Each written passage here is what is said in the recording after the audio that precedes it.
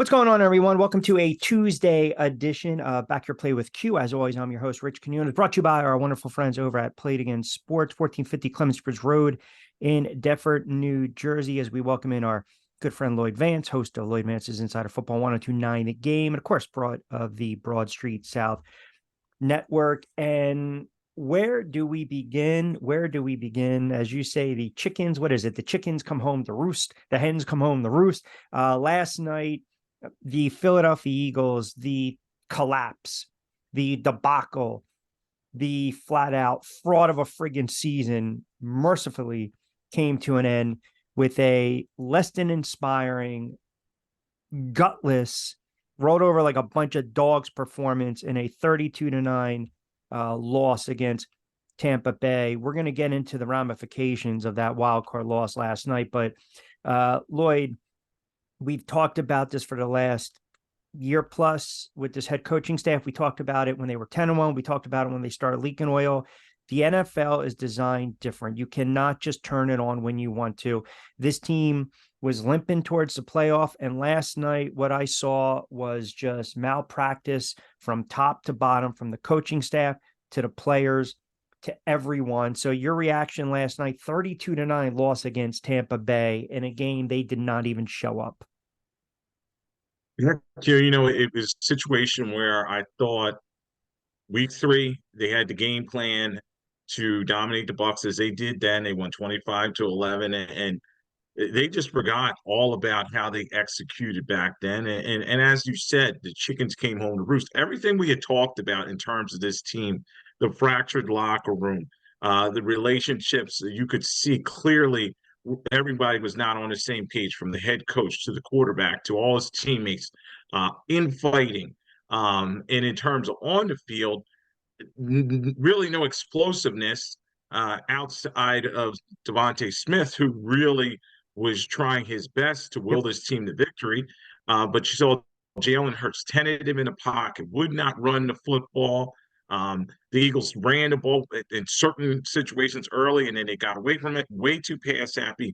And then you know me, I'm a defensive guy. But I looked at that defensive unit, and their deficiencies just came home. I Horrible. mean, it was just ugly, Q. There was just no 1-2. Let's start with the tackling. Horrible. There wasn't Horrible. any. There's 5, 6, 7 missed tackles, and some of them on the same play. And then Q, the middle of the field has been a deficiency all Yep. season. They can make Yep. the apologists always say, "Oh, there's injuries," and Blankenship didn't play. Well, Morrow and Cunningham cannot cover those linebackers No. across the middle.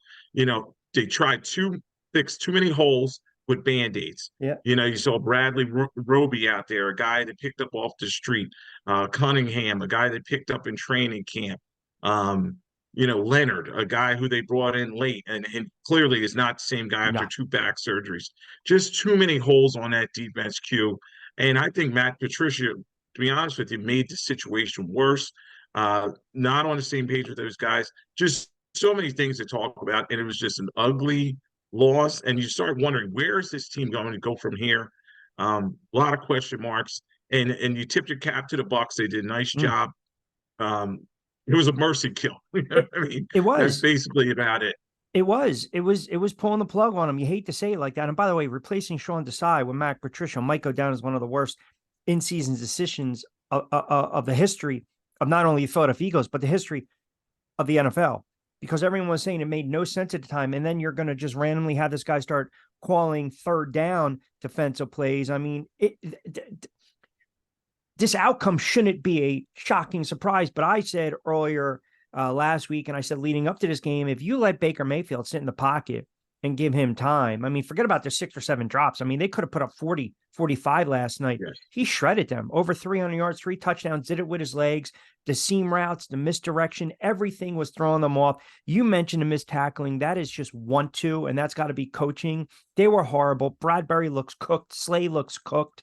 I mean, it's just, it was, you watch a game like that, and as a fan, you're almost just kind of turned off, because you're like, you were 10-1 and all this bravado talking about the Super Bowl, coach of the year, MVP after the season they had last year. And then you start to see, and you and I have talked about it now. whether it was on BYP or on Q, Martinez and Company, your show, texting each other back and forth. I don't know why people just wanted to put a Band-Aid on this and think it wasn't as big of a deal, or it wasn't as big of a deal as maybe the media was making out to be. All you had to do was look at the film. All you had to do was look at the sidelines. All you had to do was read the room. And you can tell that there is such a major fracture and divide with this team, whether it's Slay, whether it's, Slay's comments or no comments or going back and forth with Twitter. Seth Joyner was right. Debo Samuel was right. They would have just woodshed them last year in the NFC Championship if Purdy doesn't get hurt. I mean, if this team went on the road to San Francisco, they would have lost by 50 points. You've got the coach saying what he was saying, and then the comments after the Kansas City game, and then not addressing A.J. Brown not talking, A.J. Brown not being available. The back-to-back weeks of players only meaning no veterans really. Maybe some of the guys were getting tired of it. Lane Johnson's comments are telling, to paraphrase pretty much afterwards, saying, calling out some players without calling out some players, just almost like the 1-2. You got Kelsey reportedly retiring, Hall of Famer, hell of a center, great career, carried himself the right way. But in a game like that last night, you got some of these veteran guys getting absolutely cooked. And my problem is when you watch a game like this and you don't show up, when Lane Johnson basically apparently is not happy with what he saw in some of his teammates, they quit. And I'm very careful using that word, being around athletes my entire life, because they've gotten on me for saying it, and you can't use it haphazardly or loosely.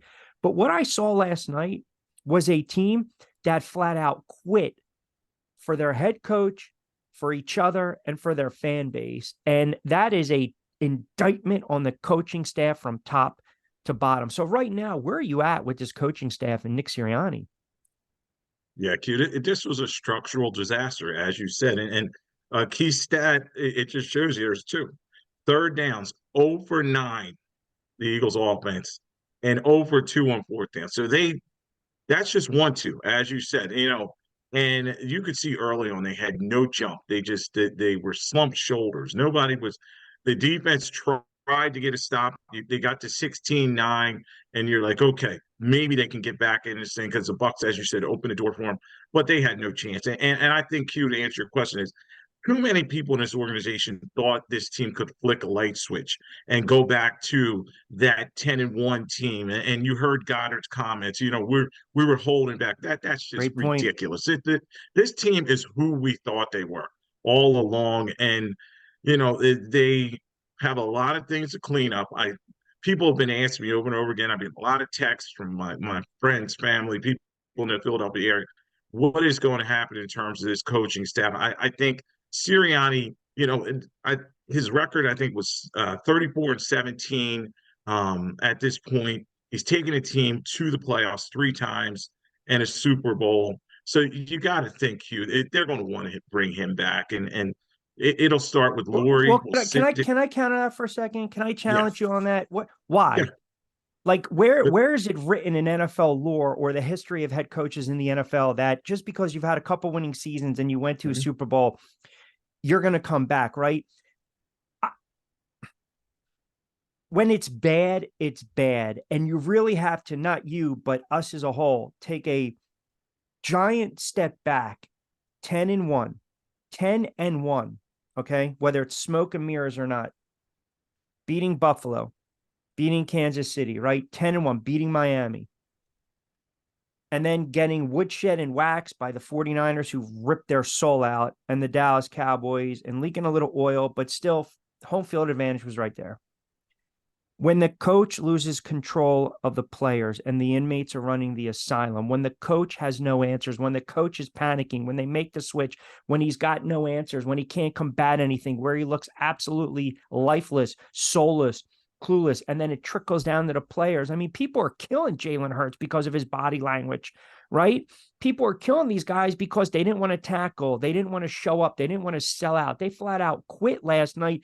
To me, when you lose like that against a team, and let's be honest, Tampa Bay stinks. I mean, Tampa Bay kept them in that game. I mean, Sirianni going for 2 when he did was an asinine move. It reeked of panic To me, I cannot trust him to build a coaching staff that's going to get the job done, right? A coaching staff that is going to hold players accountable. He's not holding players accountable. He's not. And I go back to the rift of A.J. Brown and Jalen Hurts on this sideline against Kansas City, and they won the game, and A.J. Brown didn't get his reps and his catches and his touches. And Sirianni walks out and he says, see ya, get out, Kansas City, dropping 6 out of 7, including last night. Losing like that. Lloyd, they didn't lose on the last second field goal. They didn't lose on a last second field goal playing 60 minutes of great football, right? They didn't even show up last night. So if I'm an owner, if I'm Jeffrey Lurie, I'm saying enough. I'm not advocating for him to get fired, but I think you can make a strong case of not retaining him, especially knowing that Bill Belichick might be out there. Harbaugh might be out there. Other options are out there. That's all I'm saying. So yeah, no, and I agree. You and I are on the same page here, Q. And you said the key person, Jeffrey Lloyd owns his team. He's the billionaire, and I think in the past and being around him and this organization for so long, they have a loyalty thing, Q. That sometimes it's a blind eye, something. And he will, if he has a guy and he respects him and he's his guy, he's going to bring him back no matter what. And you're right, they were destroyed, Q. It was an utter failure from top to bottom, and it was an ugly watch. And I don't know how you could sit there in a press box and say, okay, let's bring back everything the way that it is today. And to me, I think Lurie and Howie Roseman, another guy who he's given a long leash to, brought him back. The three of them will sit down and they'll try to hash this thing out, Q. But I just think there's just too much goodwill, and they're going to pay him for past performance. That's something you don't want to do. You should always be forward thinking, as you were saying. Look at the Green Bay Packers. They yeah, turned over that roster. Brian Gutekunst did a great job bringing in all those young guys. Got rid of Aaron Rodgers, who was a stink in the room, yep, and yep. that team has really moved forward. And you're right. Sirianni, he lost the locker room. And then last night, he was kind of scared to even come out to his press conference. I was sitting there waiting and waiting to see it. And then he comes out there and then he's like, I'm not going to talk about my future, this and that. And I think he's a guy that feels secure in his place after talking to Lurie and Roseman. But they need to sit down with him and say wholesale changes need to be made with this staff. If you Yeah, want to come back, they got to bring in some veteran leadership to help him in terms of coaching you staff. start to draw the ire, though, of the fan base with that nonsense. I mean, honestly, Right. it's easy. Okay, we're close to the team. We get it. But look at what Dallas did, and we're calling for McCarthy's head. I remember Chip Kelly when they lost to Tampa and Detroit and Miami. He looked shell-shocked. Joe Judge, the Shermers, the McAdoo's of the world, and again, I'm not comparing the resumes or the body of work, but even Andy Reid had the shelf life, but Andy Reid did a lot more in his tenure than Nick Sirianni has done. All I'm saying is I don't believe that I can't trust someone that panics the way he panics. I can't trust someone that acts like a friggin' fool and a jackass on the sideline. Name me a head coach in the NFL that walks through the visitors' tunnel and tells the fan base to see it, to get out. When he put his finger up and Jalen Hurts had to move his hand, the antics, the crap. That Jeffrey Lurie, you can get away with it when you're winning. But when you drop 6 out of 7, you get blasted 32-9 and your offense looks out of sync and guys aren't tackling and the quarterback, $250 million, has his head down and he's taking a safety and he's not making plays. You have to hold someone accountable. Someone's got to be culpable for the malpractice. And I've said it, man, and you know this, I've gotten hammered for saying it. Will it shock me if they fire him? No, because Jeffrey Lurie, what he saw last night was an abomination. You can lose a football game, man. You can lose a game. But the fact that here, look, within the game, I said they needed, what's the point of having Swift on the roster if you're not going to utilize him, right? 20-25 plus touches. You don't have A.J. Brown. You don't have to worry about the double. Other guys are going to be open. You had a couple of drops here and there. The quarterback and the play calling, start with the play calling. I was texting my buddies last night, and I'm like, yo, DeAndre Swift, man, he 4 touches. He needs 20-25. In the second half, it's still a game. Establish the ground game. They didn't do it. You have a gimpy quarterback, and on the second and short, they're giving it to Gainwell. What are we doing here? the quarterback himself, I'm wondering now if you start to take a look at, and I've had this argument with people who sit there and say, he's a good quarterback. You're never going to win with him. He's a leader. He's a gamer. He's tough, but he doesn't see the field. His decision-making is poor. A lot of this stuff is masked, the tush push, the short rushing touchdowns. I'm not going to sit here and crush Jalen Hurts today, but I'm sure there's a conversation being had somewhere within the organization is, what do we need to do to get this kid back on track? And, is there a sense of buyer's remorse, right? Because maybe that contract got to his head a little bit. I don't know. But, get into that a little bit, the play calling, not utilizing Swift, and then I want to get into Jalen Hurts with you. Yeah, Q, I think the biggest indictment, as you said, is the lack of adjustments. And it's the Eagles team. They were 10-1, and they said, this is what we do. We do better than anybody in NFL. We're not changing it. This is why you lose 6 of the 7 last games, because the blueprint was out there, as the Niners said. They put something out there, and then the Eagles said, well, it was just kind of aberration. They have excuse after excuse, and they just keep doing the same thing. They're banging their head against the wall over and it's like, come on, man, wake up. The middle of your field can't cover. You need to run the football with authority. If you go back to that week 3 win in Tampa Bay, they ran the ball for 200 some yards in that game. And then Swift got going. He had 130 of those yards. And then yesterday they come out and they start with 2 runs right away. And you're like, okay, maybe they've learned their lesson. But then right away that's scrapped, as you said, and Swift's on the sidelines and they're pass happy. They're going empty in the backfield. They're not even trying to go play action and switch things up. And you saw on the other side, Todd Bowles was like, oh, okay, I'm going to blitz some more. I'm going to move Winfield around to this position. My linebacker's Levante David. I'm going to use him this certain way. And the Eagles just had no adjustments. And after a while, they were just like, okay, it is what it is. And that play that you talk about, that was like the omnipotent stop right there, Q. Yep. They were like, everyone knew they were going to do the tush push. They were all lined up there. Vita Vea was stuffed in there, to go against Kelsey, and then they stuffed the run. Yes, obviously there was a face mask that wasn't called there, but they were so arrogant, the Eagles, that they thought, we're still going to do this no matter what, and it didn't work. And that arrogance has them short-sighted. And as you're saying, it's trickling down from the top all the way to their quarterback, and people starting to question him. He was very tentative in this game. Can I make one comment too? So they were down 16-9. They had about $1:32 to go, and they scored a touchdown. They forced a punt going into the locker room, $1:32, a timeout. They had the ball on, I think, their 9-yard line.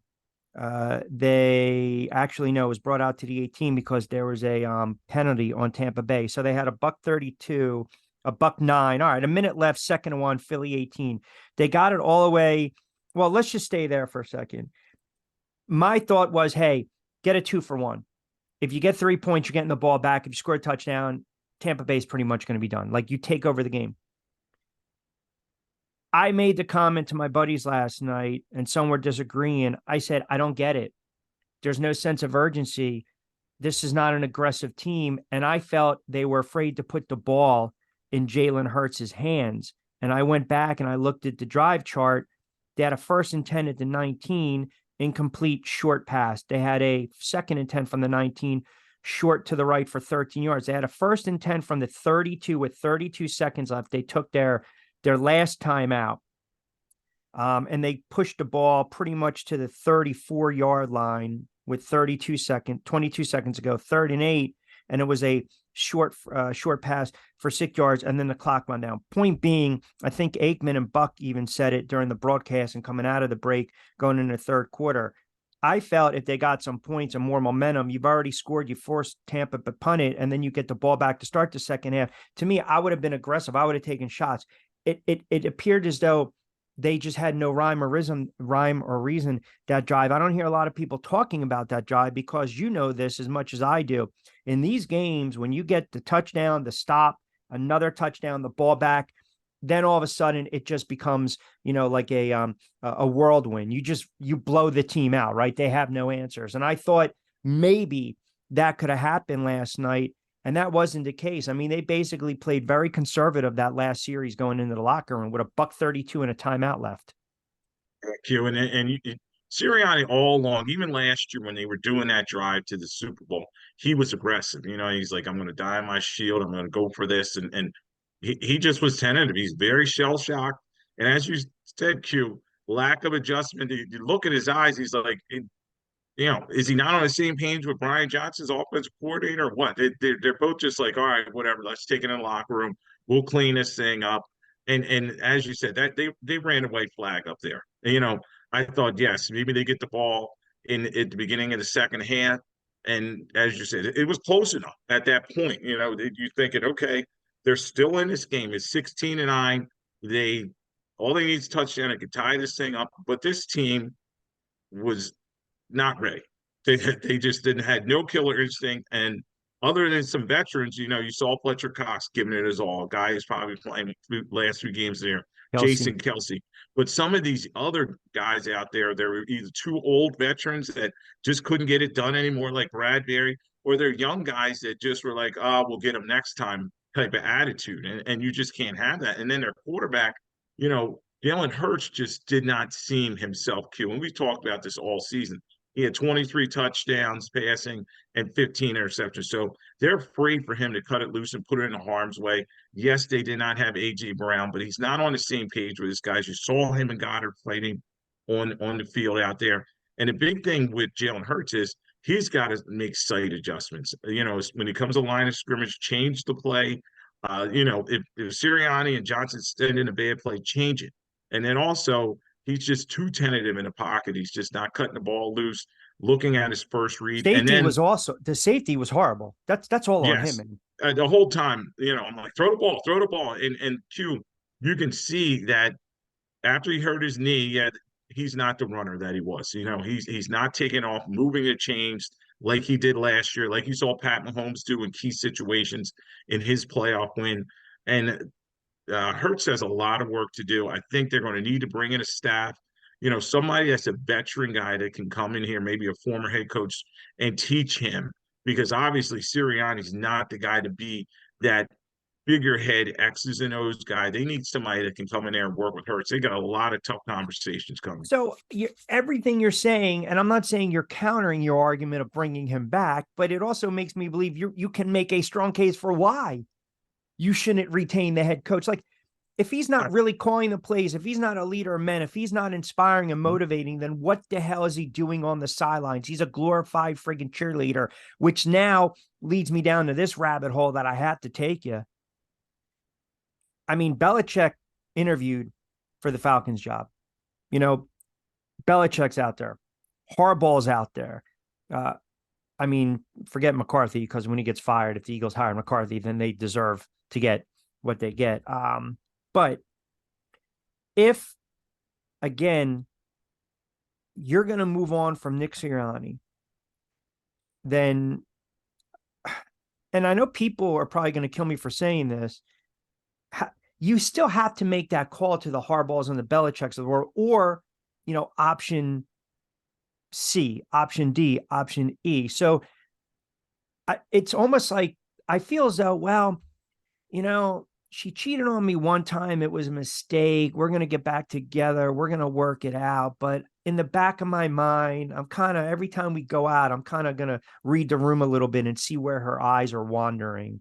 Right. I mean, I feel as though that's where the Eagles are with Sirianni. Like, all right, we're going to bring him back. And it's an off year. And we got to the Super Bowl. We did win, 10, 11 games. It was a bad playoff loss, but we can trust this guy. And I'm saying no. I'm saying that I do not see how this is going to work out, knowing the type of fracture that's already been created in that locker room with the players and what they're saying. Yeah, Kim, and my mindset is I just can't see Jeffrey Lurie firing him. Okay.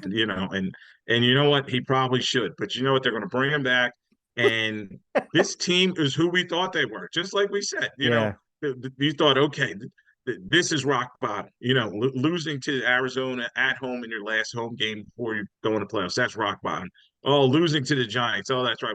But they have not hit it, and he's not ready to pull the trigger.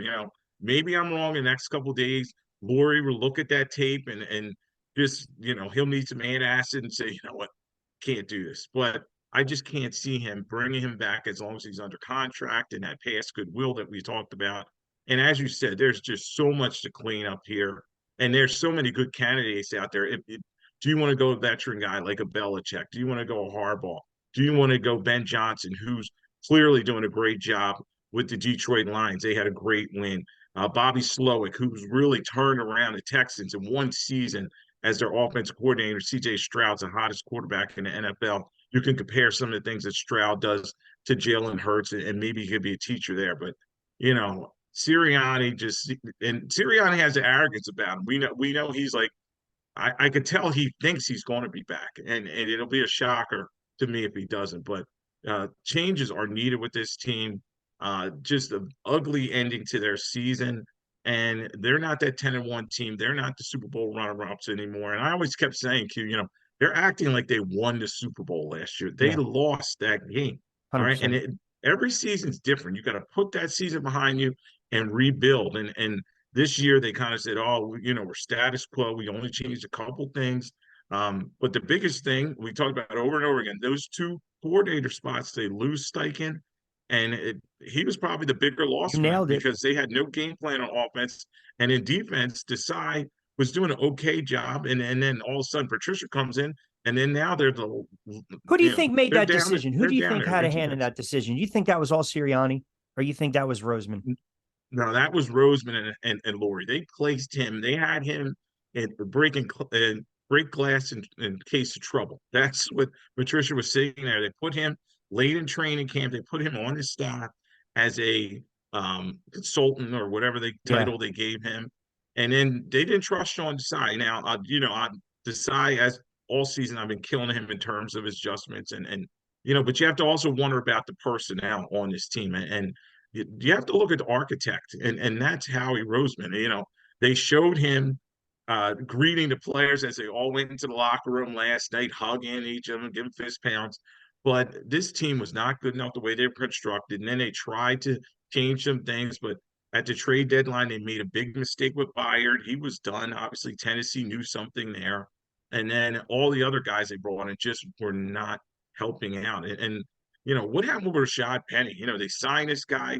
We didn't even see him. no, That's just there's just so many. Every year we do the plus minuses, and there's just so many minuses on this team. And as you said, when you look at the pluses versus the minuses, change has got to come. Whether it's firing Sirianni or just like what the Jacksonville Jaguars did, they made Peterson basically get rid of Caldwell, the whole coaching staff. yeah, like 10 people on his staff he got rid of. So, that type of situation is coming here. So it's ugly, a lot of decisions to make, but this team is on the sidelines, and thankfully we won't have to talk about them going forward. Yeah, I mean, it's an epic. I mean, it is an absolute epic collapse, man. I mean, hell, it is just an epic, epic, epic collapse. I think it's one of the worst collapses in Philadelphia sports history. It's as far as NFL history, it's right up there, man, because you basically had everything laid out for you. Yeah, You it reminds had me the of when I number, was yeah, yeah. When I was young, Rich Kotite, what was it, 7 straight games? yep. After he wanted that new contract, they didn't give it to him, and the team proceeded to lose all those games, and then they fired him, and he goes to the Jets and makes an even bigger mess. So I mean, the that was 86 Jets crazy. were, yeah, 86 Jets were 10-1.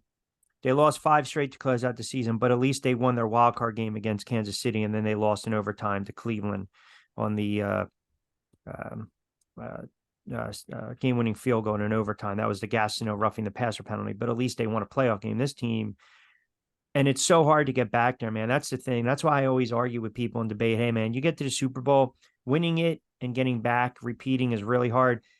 It's never easier when you lose a Super Bowl to try to get back. And the way they were playing, they weren't beating Detroit. They weren't beating the 49ers. They probably maybe not even beating the Packers. I mean, hell, you lose to Tampa Bay last night, and Tampa Bay is not a very good team. But Todd Bowles dialed up the blitzes. Eagles couldn't adjust. We saw it time in, time again. All right. I know you'll join us tonight on Martinez and Company 6 Eastern, but real quick, Yesterday, Bills taking care of business. We'll dissect these games a little more. I do want to get your thoughts on a couple things. Tomlin was asked about his contract, kind of stormed out of the press conference. I mean, is this the end of Mike Tomlin in Pittsburgh? No, I think they have a Steeler way about themselves, and I used to talk to a guy that was in our organization for years, but I was pretty close to him. And he talked about just the Rooney family and how they have their blueprint and they stick to it. So I think Tomlin's going to take some time away, and then he'll come back refreshed and try to rebuild his team. Let's not forget, he won 10 games basically with no quarterback. So, that was a tough one for them. We knew that was a tough assignment, them going in there with the Bills, and the Bills are red hot right now. And it's going to be fun to see how this Bills team moves forward in the playoffs. And then Belichick interviewing for the head coaching vacancy in Atlanta. I mean, I don't, I know it's the NFL and every job is, quote, appealing. I mean, you think there's some significant buzz with that? Meaning, I'm trying to think of what is appealing there. Just knowing that Arthur Blank is the owner and he'll open up the checkbook and probably say, here, kind of like put the fannies in the seats for about 2 or 3 years with the hoodie on the sidelines. Well, Belichick wants he's 14 wins away from tying Don Yep. Shula's all-time wins record. So he wants that ideal landing spot. Obviously, he's got that resume and that panache with those 6 Super Bowl championships. And as you said, Arthur Blank, a guy who likes to make that big splash and have the shiny new toy. He'll definitely give him the money. Now, the interesting thing there is the GM Fontenot is in place. He's only been there a couple of years. He's a Saints organization type of guy. We'll see if they're able to get along. And Belichick's going to want to run the show. Now, the thing is with Atlanta, they have some pieces there. They have Bates on defense, and that defense played pretty well. Now, offensively, he hates young quarterbacks. And Desmond Ritter's there, and Heineke's there. They really don't have a quarterback. I think they will go into the draft or around the draft and try to make a change. Everybody's all you're talking about rumors of Justin Fields being traded down there, and that would be an interesting thing. But I could see Belichick going there because he would be given the opportunity to run the show. Some of these other places, Dallas would be a tough sell for me in terms of Belichick because Jerry Jones just tries to control so many things. But as we know, that was an epic. They got their butts kicked as well. That was epic disaster as well. The Dallas Cowboys losing at home to the Green Bay Packers the way they did. Yeah, it's. I'm telling you, man. There's going to be a lot of fallout here with the Eagles. They're getting. Here's the other thing. Washington eventually is going to turn around. Dallas is getting older. The Giants have a very young team, even though and we'll get into it later in the week, these reports coming out with Dable and, again, the fractured coaching staff, but they've got some talent. You look at Fletcher Cox, Brandon Graham, Lane Johnson, Jason Kelsey, Slay, Bradbury. Guys, you're getting older, man. I mean, 10 plus years, that team's been crapping on Washington and the Giants.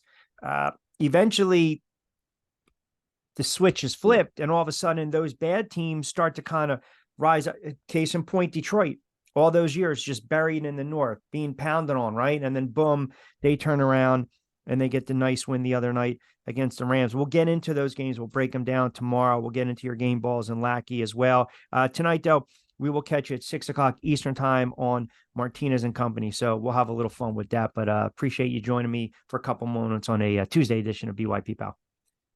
Cheers. Thanks for having me on.